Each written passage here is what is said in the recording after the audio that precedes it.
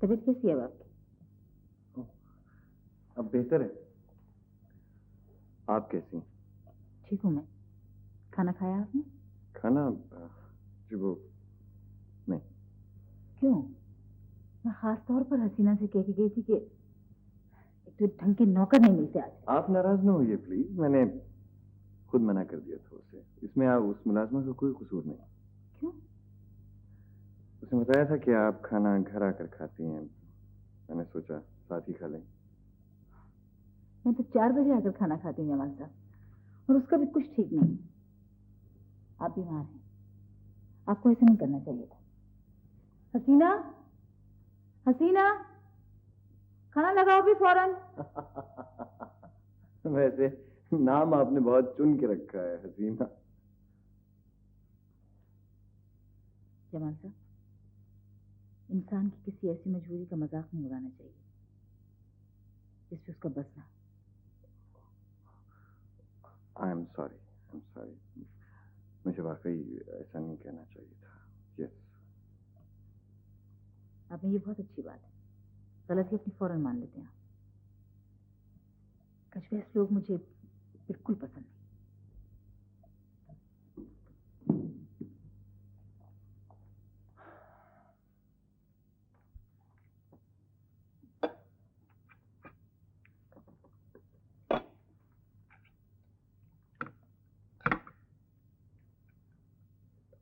शुक्रिया।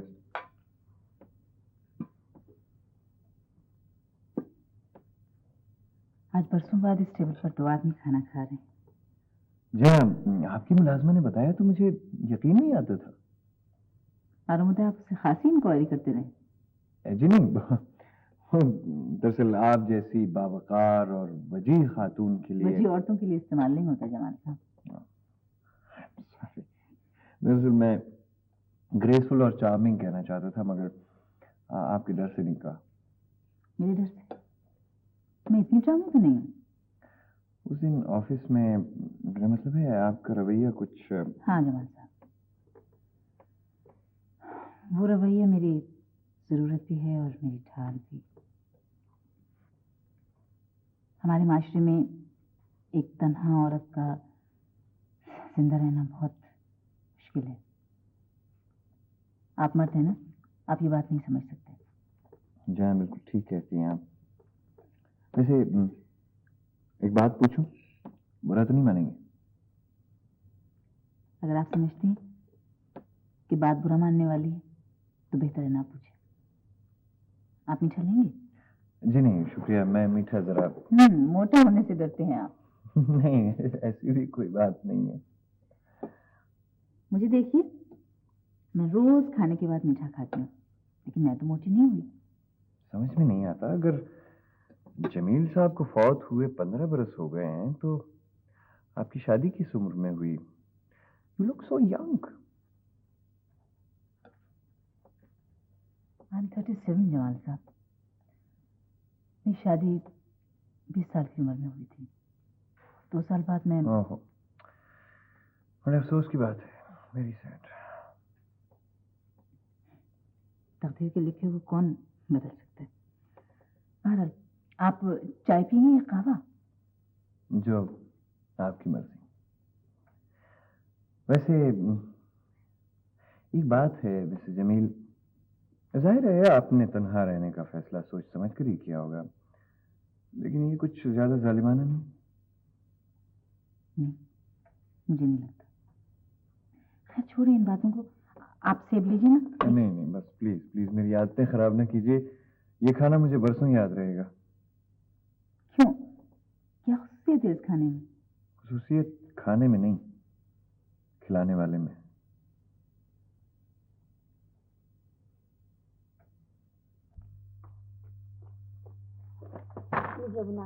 जीती रहो बेटी, जीती रहो। सही है बेटी। अब्बू, मैं कुछ दिन से देख रहा हूँ तुम चुप चुप सी हो। नहीं तो। अच्छा, तो वो नौकरी कैसी जा रही बेटा तुम्हारी? बस ठीक जा रही है अब्बू। अच्छा, तुम तो बड़ी तारीफें किया करती हो। क्या नाम बताया था तुमने? मिसेज अनीसा। भाई मेरी समझ में नहीं आता, ये औरतें दफ्तर का इंतजाम कैसे चला लेती हैं? हाँ? ये तो वो बड़ा टेक्निकल सा मामला होता है। हाँ होता तो है, लेकिन आदमी करना चाहे तो क्या कुछ नहीं कर सकता। अहमद अली भी सच कहा तुमने।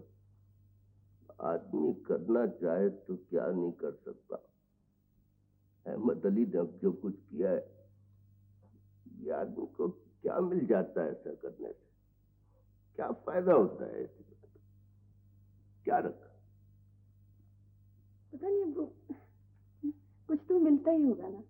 हो सकता है अब्बू हमारी देखने में कोई खराबी हो। ये अच्छाई और बुराई तो इजाफी चीजें होती है ना अब्बू। एक के लिए कोई चीज दवा है और दूसरे के लिए जहर है। नहीं बेटी, बुराई और अच्छाई के दरमियान एक हद जरूर होती है। जिस तरह रात और दिन के दरमियान धुंधल का होता है, जिसमें कोई चीज साफ नजर नहीं आती। देखो सईदा बेटी, जहाज के पोर्ट होल में देखने से पूरा समंदर नजर नहीं आया करता। पूरे समंदर को देखने के लिए अरशे पर खड़ा होना पड़ता है। समंदर तो वहां से भी पूरा नजर नहीं आता अब्बू। तुम कहना क्या चाहती हो? अब्बू एक बात पूछूं?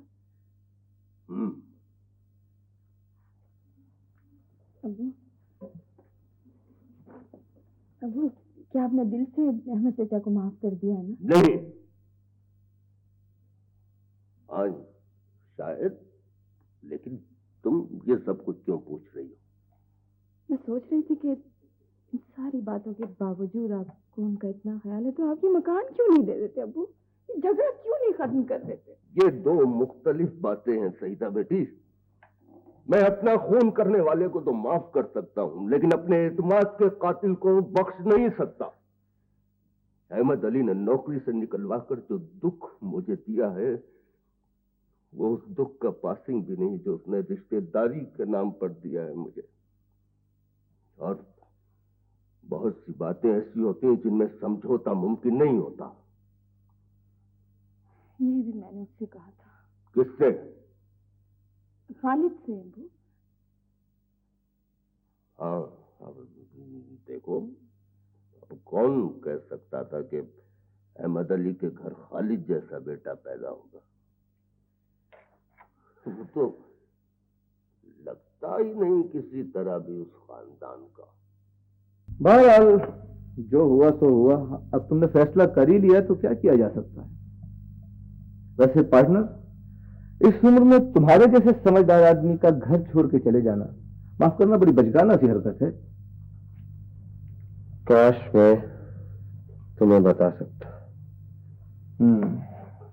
ऐसे अब क्या सोचा है? वही जो पहले करते थे, लड़कों को पढ़ाना। लेकिन लड़कों को तो घर से भागते हुए सुना था, लेकिन तुम गालिबन पहले प्रोफेसर हो जिसने ये कारनामा किया।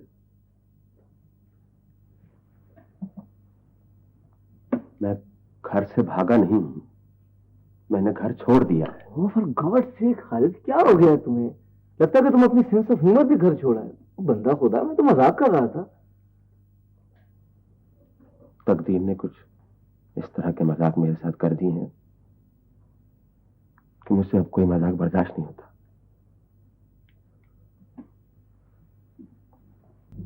मैं चलता हूं। सुनिए हुजूर, वो मैंने आपके लिए चाय मंगवाई थी, उसका बिल दे जाइए, फिर चाय शौक से चले जाइए।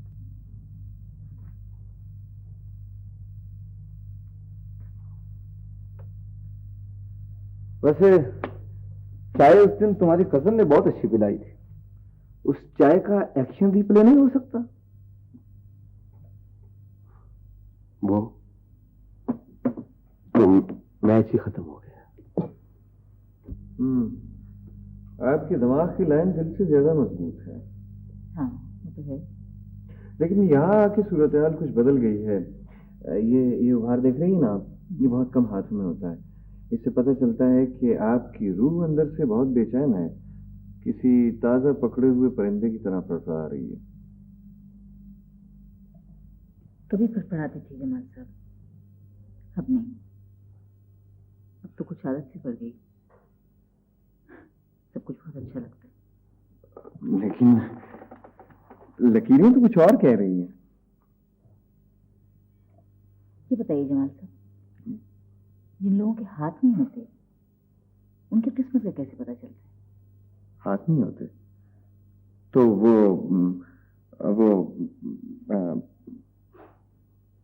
पता नहीं। किस्मत बहुत बड़ी चीज है जमाल साहब, हाथों की चंद लकीरों में कैद नहीं होती। ये तो ऐसे हुआ है जैसे कोई समंदर में टूटे हुए तख्ते पर सफर कर रहा हो। आप बड़े खुशकिस्मत हैं, आप किसी इम्तिहान में नहीं पड़े। ये आप कैसे कह सकती हैं? हो सकता है मेरी जिंदगी आपसे ज्यादा दुखी हो। शक्ल से तो नहीं पता चलता। चेहरे से तो आपके भी पता नहीं चलता। शायद वो एलियट की लाइन है, prepare a face to meet the faces that you meet. लोगों के लिए शक्ल तो बनाकर रखनी पड़ती है ना जमाल साहब। हाँ, लोगों के लिए, दुनिया के लिए बहुत कुछ करना पड़ता है। आप कुछ परेशान हैं क्या? आपको पता है मिसेस जमील, मैं इस दुनिया में बिल्कुल अकेला हूं और मेरे पास तजुर्बा भी नहीं है। मैं समझता था सब लोग शायद मेरी तरह सच बोलते हैं, मगर you never know। आपको क्या परेशानी? आप मुझे बताइए, शायद मैं कुछ मदद कर सकूं आपकी। नहीं, मदद मैं किसी की नहीं लूंगा। लेकिन आप इतनी अच्छी हैं कि आपको अपने दिल की बात जरूर बताना चाहता हूं। वो दरअसल मिसेस जमील, मैं एक मुसीबत में फंस गया हूं। वैसे कि चलिए मैं आपको शुरू से बताता हूं। और कोई और बात करो यार बाबू, उस्ताद ने सुन लिया ना तो दोनों की कमबख्ती आ जाएगी। यार तुम मेरे दोस्त नहीं हो। ओहो, एक तो तुम बातें बड़ी दिल खींचने वाली करते, खामखा बंदा जज्बाती सा हो जाता है ना। तुमने उस्ताद की कहानी सुनकर क्या लेना है यार? बस मैं जानना चाहता हूँ, जो बात एक दफा मेरे ज़हन में फंस जाए ना, वो निकलती नहीं। इसीलिए उस्ताद कहता है कि तुम इस काम में मत पड़ो, काम करो और भूल जाओ। अच्छा तुम मुझे ज्यादा बातों में ना लगाओ, ये बताओ कि तुम कब से हो उस्ताद के साथ? अब तो बहुत साल हो गए हैं बाबू। मैं और जिला दोनों यतीम खाने से वाकिफ थे। उन दिनों में हम इतने इतने थे। उस्ताद भी नया नया ही आया था। वो उन दिनों मोटरों के व्हील का उतार कर बेचा करता था। बड़ा जीदार और फुर्तीला था। वाह वाह वाह। अच्छा, ये तो मुझे भी पता है। तुम ये बताओ, उस्ताद है कौन, आया कहाँ से? ये वो किसी को नहीं बताता। बस इतना पता है कि उसकी एक भाभी है और उसके 2 बच्चे हैं। किसके, भाभी के या उस्ताद के? और भाभी के यार, उस्ताद की तो अभी शादी नहीं हुई। उनको उसने फैसलाबाद में मकान कर दिया हुआ। उसका भाई उम्र कैद की सजा जो मुकदड़ा है, बस आखिरी साल है उसका। क्यों, क्या किया उसने? पूरी बात का तो मुझे इल्म नहीं है। पीछे से मुल्तान के इलाके गए। सुना है उधर किसी झगड़े में दुश्मनों ने उस्ताद के पूरे खानदान को हवेली में बंद करके जिंदा जला दिया था। बड़े असर सूबू वाले लोग थे। लेकिन यार, उस्ताद का भाई क्यों अंदर हो गया? ज्यादती तो दूसरे लोगों की थी। और इंसानियत भी कुछ चीज होती है यार बाबू। मैं मौके पर मौजूद नहीं था। जो सुना है ना वो बता रहा हूँ तुम। लेकिन जिन्होंने आग लगाई थी वो पकड़े नहीं गए?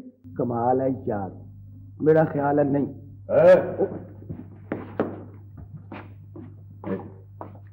क्या तकलीफ है तुम्हें? वो उस्ताद जी, मैं तो तुमसे तो मैं बाद में निपटूंगा। सलाम। पहले मुझे इससे बात कर लेने दे। ये क्या बात है? कुछ नहीं, मैं सलामत से पूछ रहा था कि जिंदगी में सवाल इतने होते हैं कि आदमी पूछते पूछते थक जाता है। कि इतने सवाल मत किया कर कि जवाबों का बोझ बर्दाश्त न कर सके। लगता है आपके दिल पे भी कोई बहुत बड़ा बोझ है। ये किसके दिल पर बोझ नहीं होता? तू क्यों आता है यहां? इसीलिए ना कि अपने दिल का बोझ हल्का करने। हाँ, तो फिर अपने काम से काम रख। मत पूछ किसी और के बारे में। कि ज्यादा सोचने से दम घुटने लगता है। तो फिर आप क्यों सोचते हैं इतना?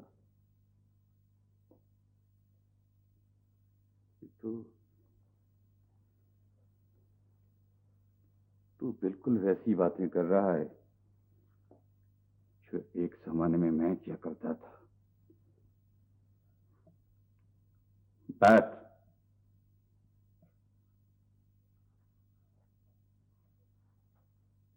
पूछो।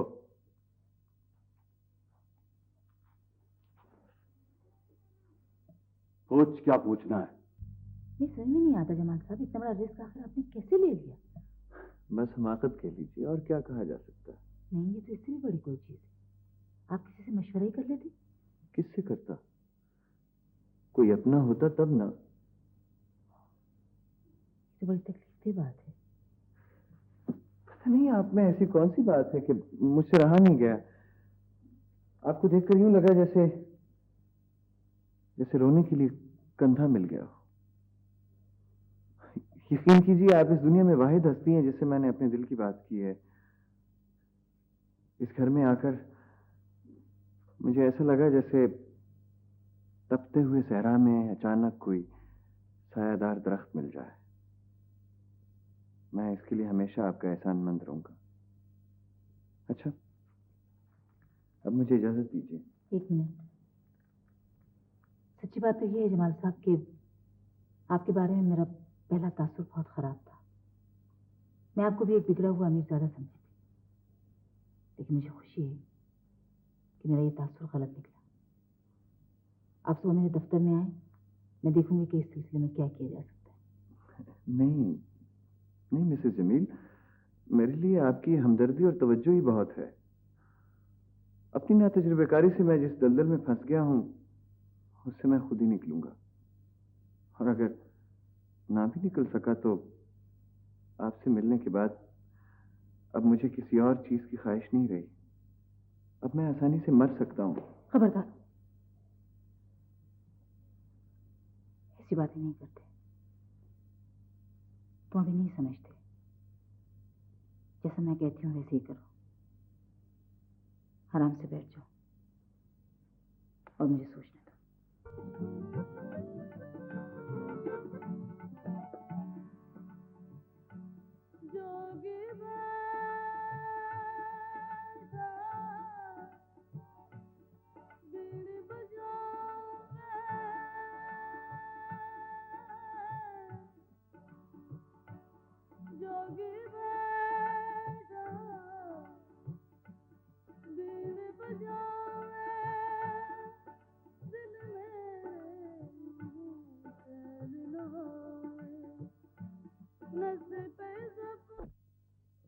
सुभान अल्लाह, सुभान अल्लाह। कैसी पते की बात करते थे ये बुजुर्ग।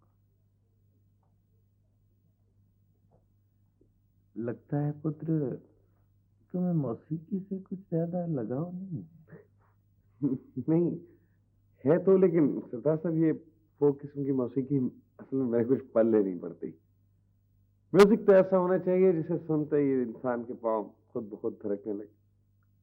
ये तुम नहीं पुत्र, तुम्हारी उम्र बोल रही है। जब मेरी उम्र को पहुंचोगे ना पुत्र, तो तुम्हें पता चलेगा कि ये तान किस तरह हड्डियों में रास्ता बनाती हुई गुजरती है पुत्र। पीछे रीढ़ की हड्डी में घुंघरू से बजने लगते हैं। ऐसे सरदार साहब मैं अब चलता हूँ। ना ना ना पुत्र, प्लीज प्लीज। मैंने वो तुम्हारा काम ही सोचने के लिए तो ये कलाम लगाया था। ये कलाम सुनकर रूह को बड़ा आराम पहुंचता है पुत्र, और दिमाग जो होता है ना, वो बड़ी तेजी से काम करने लगता है पुत्र, तेजी से। ये जो बनता है ना रफीक, ये कुछ ठीक नहीं है पुत्र, कुछ गड़बड़ है इसके साथ पुत्र। क्या सरदार साहब कुछ अजीब सा आदमी है।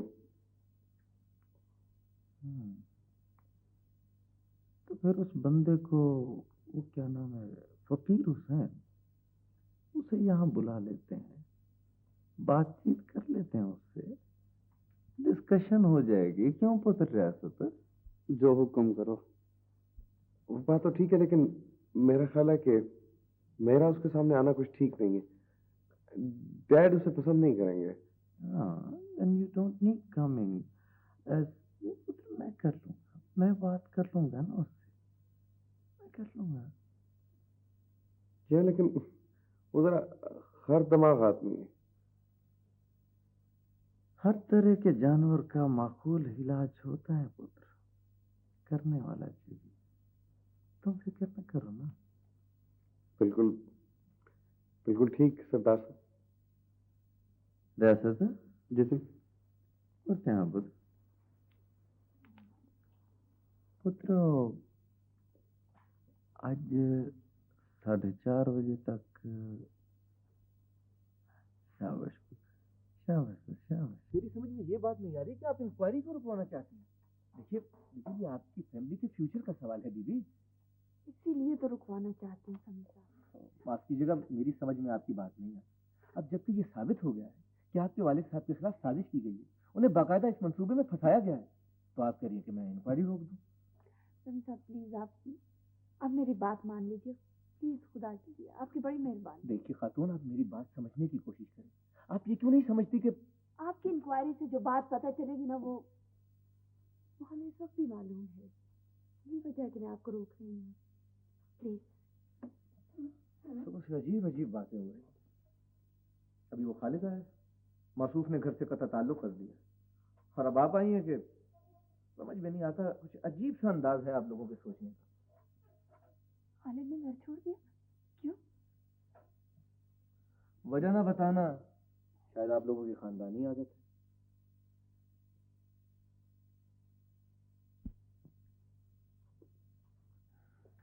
काम तो तुमने बहुत खराब कर रखा। कितनी पेमेंट है मेरे साथ की? जी 8,20,000। और 1 महीने तुम लोग पहले लेट हो चुके हैं। जी तुमने बात की उनसे? नहीं, कोई फायदा नहीं, वो किसी का लिहाज नहीं करते। हाँ मुझे पता है। बाहर मैं उनसे टेलीफोन पर बात करती हूँ, तुम शाम को घर पहुँच जाना।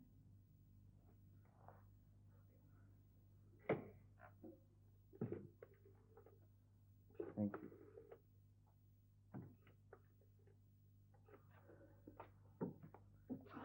कमाल कर दिया आपने जमाल साहब। क्या पता नहीं क्यों सही दिया है सब कुछ, मुझे अच्छा नहीं लगता। लगेगा लगेगा, आप देखते तो जाइए। आपकी तरह उसे भी एक सहारे की जरूरत है जमाल साहब।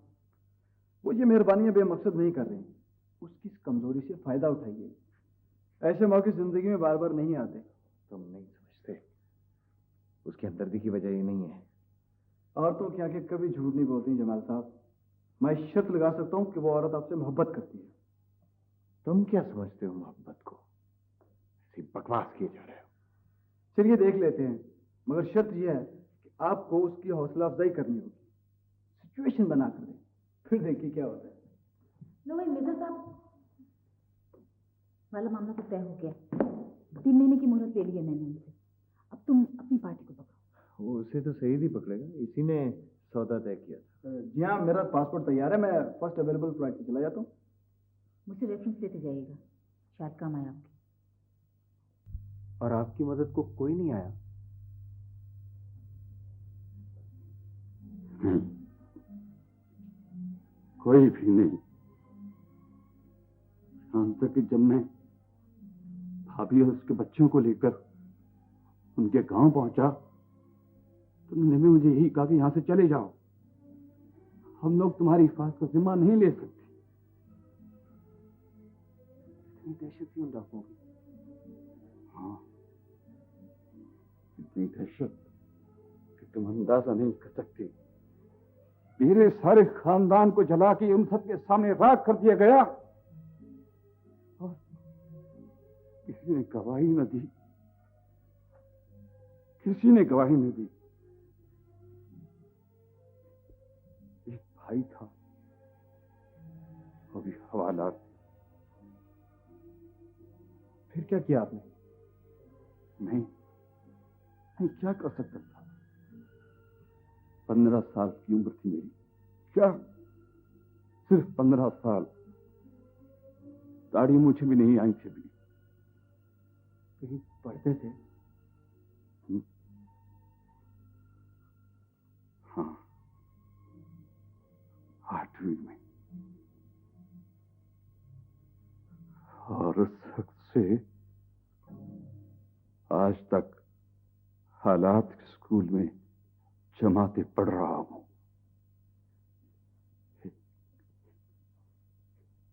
मेरे पास तो कोई रास्ता नहीं था, लेकिन तू क्यों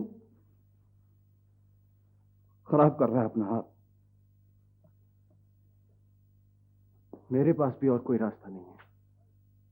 है अख्तर, है रास्ता तुम्हारे पास।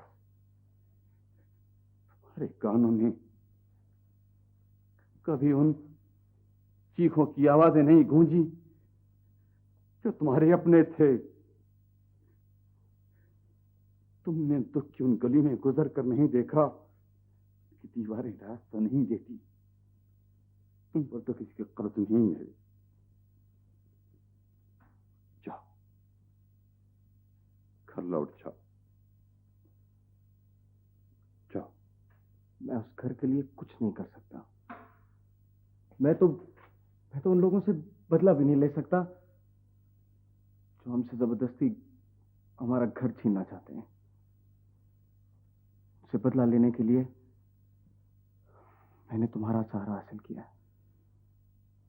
जब कोई तुम पर हाथ उठाए तो मेरे पास चले आना। क्या? लेकिन ये अपने हाथ को सागी मत चलाओ जो तुम्हें भी मेरी तरह चला के राख कर देगी। मैं अपना बदला खुद लेना चाहता हूं। बात कहना आसान होती है, लेकिन करना बहुत मुश्किल होती है। देख,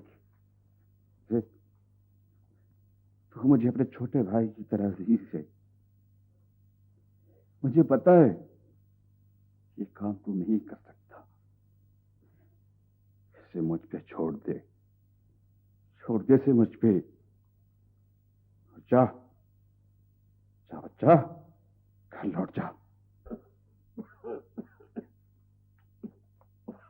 दीजिए अब्बू, आप खाना शुरू करें, मैं पानी 1 मिनट में लाती हूँ। देखो सईदा बेटी, ये मुझे अच्छा नहीं लगता। एक तो थकी हारी दफ्तर से आती हो तुम और आते ही बावर्ची खाने में घुस जाती हो। अब इसका कोई बंदोबस्त करना पड़ेगा। जब मुझे बहुत ज्यादा भूख लगी हो ना, मुझे कुछ सुनाई नहीं देता। बहुत शैतान हो गई हो तुम। आप भी अजीब बात करते हैं अब्बू। और क्या बंदोबस्त हो सकता? मैं बेटे कोई मुलाजमा रखी जा सकती है। मुलाजमा का पक्का खाना और मैं आपको खिलाऊंगी? इम्पॉसिबल। अच्छा बाबा ठीक है, तुम ऐसा किया करो, सुबह पका कर रख जाया करो मेरे लिए। ये नहीं कि आई और बस बावर्ची खाने में कुछ नहीं। ये ना फर्ज है। तो आप ही कहा करते हैं ना कि ड्यूटी इज ड्यूटी। ठीक है, मैंने कहा था बेटी, लेकिन तुम अब नौकरी करने लगी हो। अब बस छोड़े इस बात को। देखिए सालन कैसे पकाया मैंने। तुमने पकाया है, यकीनन अच्छा होगा। तुम्हारी माँ भी कचनार बहुत अच्छा पकाया करती थी। अस्सलाम वालेकुम। वालेकुम अस्सलाम। अस्सलाम वालेकुम। वालेकुम अस्सलाम। वाह वाह वाह, बड़ी अच्छी खुशबू है। क्या पका है? सबर सबर सबर, पहले हाथ धो के आओ, फिर पता चल जाएगा क्या पका है। क्या मुसीबत है, हर वक्त तुम मेरे हाथों और दांतों के पीछे पड़ी रहती। सुबह धोया नहीं था मुंह? सुबह की बात और है, ये दोपहर की बात है मेरे जान। जा हाथ धो। दोपहर नहीं, सपहर। इसे नहीं मानोगे तुम। जान कर रखी तुमने। ओहो, ये देखो ईमान से देखो कितने साफ सुथरे हाथ। अब वो आप ही समझाइए ना इसे। ये तो तुम दोनों इतने बड़े हो गए हो, मगर ये लड़ने झगड़ने की आदत नहीं गई तुम्हारी। मैं लड़ता हूँ? मैं कब लड़ता हूँ? यही लड़ती रहती है हर वक्त मेरे साथ, बिल्लियों की तरह। तुम हाथ धोते हो कि नहीं? मैं तुम्हारे हाथ धुलाती। चलो तो सही जरा उधर। चलो उठ जा। कहाँ चलने उसकी आदत से पड़ गई जल्दी कहीं का। अब देख लेना, तुम्हारी शादी ऐसे आदमी के साथ होगी जो 8-8 दिन तक कपड़े नहीं बदलेगा, गंदा। मर्जी अल्लाह करो, मर। हाथ धो क्या? चल। हाँ।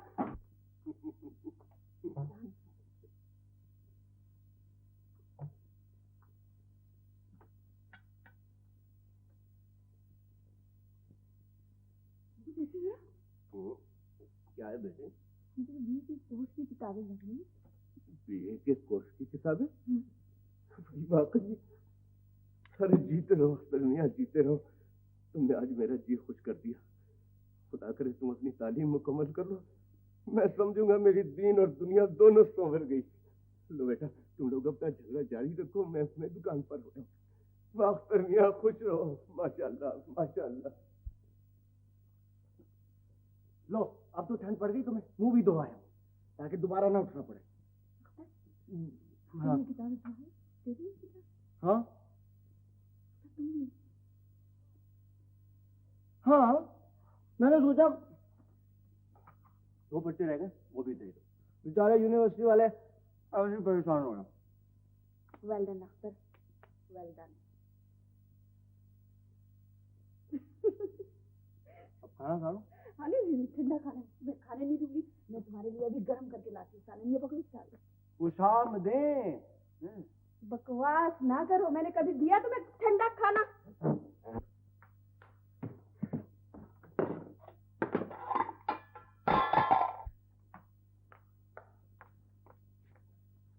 वैसे अख्तर, ये नेकी तुम्हारे दिल में आई क्या?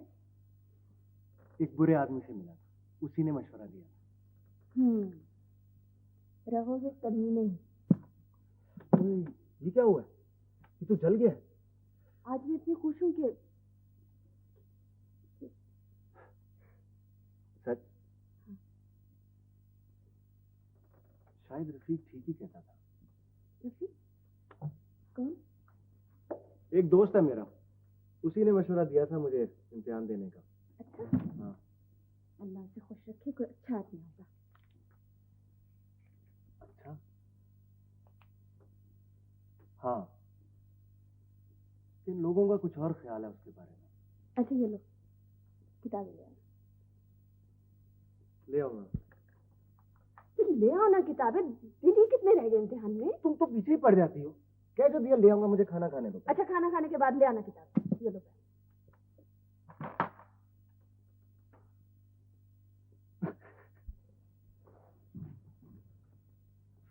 बारियाबी की इजाजत है। ओहो, आज तो बड़े भले मानस मालूम हो रहे हो। आओ। शुक्रिया। अगर थोड़ी देर और इजाजत न मिलती तो ये भला मानस गया था। तो बच्चों की सी हरकतें करते हो तुम। ये लो। क्या है ये? इनमें चंद ऐसी चीजें हैं जिन्हें देखकर आपको याद आएगा कि सिंगार हर औरत का पैदाइशी हक है। और ये जो आप हर वक्त बिजोग वाले रंग पहने रहती है ना, ये आपकी शख्सियत से बिल्कुल मैच नहीं करते। क्या कह रहे हैं? मेरे कहने का मतलब ये है कि मेरी आंखें दुख गई हैं आपके ये सफेद ग्रे और ये ब्लैक्स व्हाइट से कपड़े देखकर। ये इसमें साड़ी है, ये पहन लो। जमाल तुम्हें पता नहीं? हाँ मुझे पता है, मुझे पता है कि आप शहर की इंतहाई मुअज़्ज़ज़ और बावकार खातून हैं। और ये कि अपने शौहर की वफात से लेकर अब तक 15 बरस में आपने अपनी जिंदगी को अपनी जात तक महदूद कर रखा है। मगर मैं आपको मजीद ये जुल्म नहीं करने दूंगा। आप गुस्सा करेंगे, कर लें गुस्सा, डांटेंगी, डांट लें, घर से निकाल देंगे, निकाल लें, मगर ये साड़ी आपको पहननी पड़ेगी। आप पर बहुत सजेगी है। जमाल प्लीज मेरी बात समझने की कोशिश। मगर क्यों? किस कसूर की पादाश में आप ये सब कर रही हैं? अगर आप जवानी में बेवा हो गई तो इसमें आपका क्या कसूर है? उस लड़की का क्या कसूर है जिसे आपने जीते जी एक बेवा औरत बना दिया है? जमील साहब के वफात के बाद जमाल, ओह गॉड, तुम्हें अपनी आदतें बदलनी होंगी अनीसा। जो खुशियां तुम्हारा मुकद्दर हैं उन्हें क्यों ठुकराती हो? लो जाओ कपड़े बदलो। अरे बाबा, मैं तुम्हारी हर बात समझने की कोशिश करूंगा, पहले तुम ये साड़ी पहन लो। गो।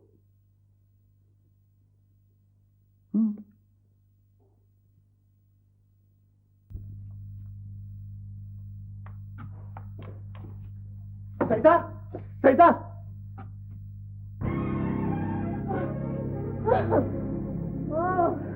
सईदा, मुझे गुलाम रसूल ने बाहर बताया। अब्बू को ले गए, अब्बू को जबरदस्ती ले गए। अब्बू को ले गए? कौन ले गए हैं अब्बू को? अब्बू को ले गए। मैं कमरे में थी, अब्बू को गाड़ी में डाल के जबरदस्ती ले गए। अब्बू को ले गए जबरदस्ती, अब्बू को ले गए, अब्बू को, अब्बू को। नहीं आबिद, तुमने अच्छा नहीं किया। तुम्हें फकीर हुसैन को टच ही नहीं करना चाहिए। एक तो मैं उस खालिद की वजह से अब तक परेशान। खालिद भाई अजीब किस्म के आदमी है वो भी। मुझे तो आज तक उनकी थिंकिंग ही समझ नहीं आ सकी। जिंदगी को किताबों की अहमियत से देखने वालों की यही ट्रेजेडी होती है। एक वक्त ये किताबें पढ़ पढ़ के मेरा भी दिमाग खराब हुआ था। फकीर हुसैन का अब तक है। तो शुक्रिया है कि तुम इन किताबों के झंझट में नहीं फंसी। यस डैड, मैं चीजों को खाम-खा फिलॉसफाइज करके अपनी जिंदगी मुश्किल क्यों बनाऊं? मैं तो कहता हूं कि आदमी को मैटर ऑफ फैक्ट होना चाहिए। होना चाहिए। इस चाहिए का तो सारा स्यापा है। होना तो ये चाहिए था कि फकीर हुसैन गॉड फॉरसेकन उस मकान को खाली कर देता। खालिद अपने बाप की मजबूरियों को समझता। वो अपने बाप की मोहब्बत को ठुकरा के नहीं जाता। पर उन दोनों ने ऐसा नहीं किया। क्यों नहीं किया डैड? आखिर क्या प्रॉब्लम है उनका? अगर ये प्रॉब्लम समझ आ जाए ना तो दुनिया के बहुत से मसाइल खुद ब खुद खत्म हो जाए यंग मैन। ये किताबें पढ़ना कोई बुरी बात नहीं है,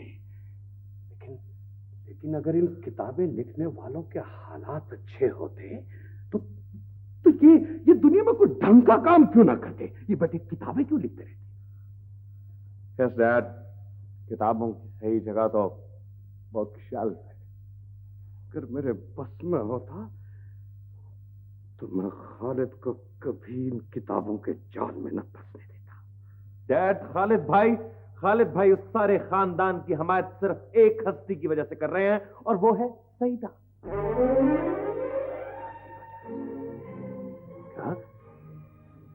क्या? यस डैड, खालिद भाई सईदा को पसंद करता है। ये तुम्हें किसने बताया? मैं अब आपको एक्सप्लेन नहीं कर सकता, लेकिन मैंने फील किया, आपको बता दिया। खालिद भाई तो अक्सर उनकी तरफ जाते रहते हैं।